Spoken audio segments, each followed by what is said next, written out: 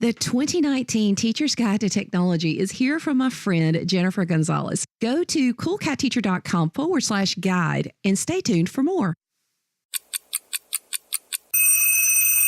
Secrets to Accessible Online Content You Need to Know, episode 434.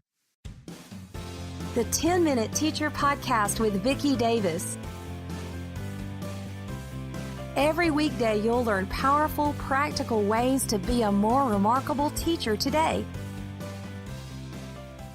Today we're talking with Bevan Rainwater, who is at the University of Hartford. She had a presentation that sort of piqued our interest about a journey to become accessible. So, Bevan, you talk a lot about creating an accessible campus culture, and I want to urge everyone that we need to do this in K-12 as well as colleges. As often happens, many colleges in very large districts are leading the way, but this is something we all need to do. So, Bevan, what are some ways that colleges and K-12 organizations are not accessible? Many institutions, whether it be K through 12 or higher ed, are not accessible. Mostly, we're in the business of making accommodations for people who disclose that they have a disability, and then we have to scramble to make accommodations at that time, which is not a very effective way of managing and doing business as an institution of learning.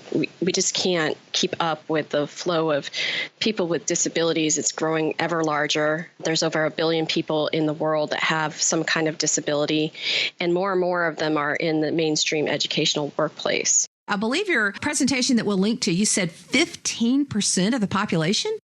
Yep, over 15%, and that's growing day by day. So, and that's what is disclosed. There are many who have disabilities that are not disclosed. We see them a lot in higher ed. In K through 12, we have the Teach Act and other things with IEPs that they have to kind of disclose in K through 12 to get any kind of services, but in higher ed, they don't have to at all. Well, and this is why I like to call it learning differences, not learning disabilities, because we all learn differently. And I've seen parents who refuse to get their kids tested because they say, well, my child is just different, but they don't have a disability. I mean, there's a stigma there that I guess I don't think should be there. No, each of us has our own problems. I mean, I wear glasses myself, so I could be considered having a visual disability. I have a really hard time looking at a monitor without the text really big, or my phone or whatever. So, I mean, but I'm not in that category of visual disabilities. So each of us has our own issues that we deal with on a day-to-day basis. So on your campus at the University of Hartford, in October 2016, you formed and worked with an organization to start helping your campus be more accessible. Describe this process to us.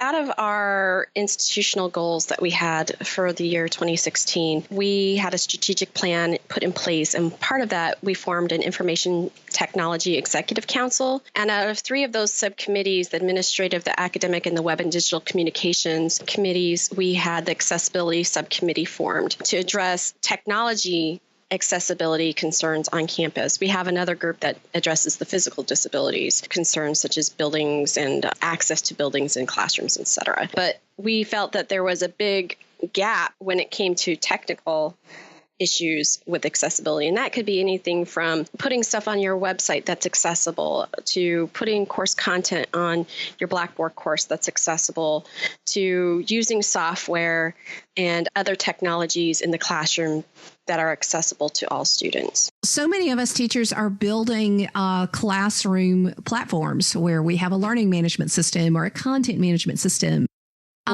Describe what it means for that to be accessible, for that content. For an online platform, what it means to be accessible is your images have alternate text and descriptions where whoever is a non-seeing that uses assistive technology, such as a screen reader, can read the descriptions out to them, that the tables have header rows, that your text documents have header styles that allows screen readers to navigate through the document in a way that they could just tab through to skip to the section that they need to get to. It means that if you have videos or multimedia content, that the content is closed captioned, meaning the text appears in the ribbon at the bottom, describing what's going on and what they're saying in the video. Those are the main key ideas. There are other concerns as well, but I think hitting those 4 or 5 different items will make your course content more accessible. So some people don't understand why they should have heading 1, 2, and 3, and they will just, format it larger. And then adding closed captioning. So how do you go through? Are you having to go through and audit all of your professors' content to find inaccessible content? We have a great tool on campus that does that. We just purchased the Ally tool this year. Ally is an accessibility checker that you can put on Blackboard, Moodle, Canvas, a couple other different LMSs. And what it does is any content uploaded to Blackboard or your LMS will automatically be checked. It will indicate that it's the accessibility level of the document or item with a little gear indicator. And the instructor can click on that and give just-in-time tips for making that content more accessible, and it explains the reasons why, which is a really great tool. It does not check for captioning yet, but we purchased also last year another tool that will automatically caption all of our videos that we put on our courses in Blackboard. Is the captioning automatic? Is a human going to go back and double check that? Yeah, so it's automatic. We request that the instructors, when they upload videos to Ensemble, that they check the captioning to make sure it's accurate. They can go in and edit their own captioning. Awesome. So what is the impact? Are you fully implemented yet?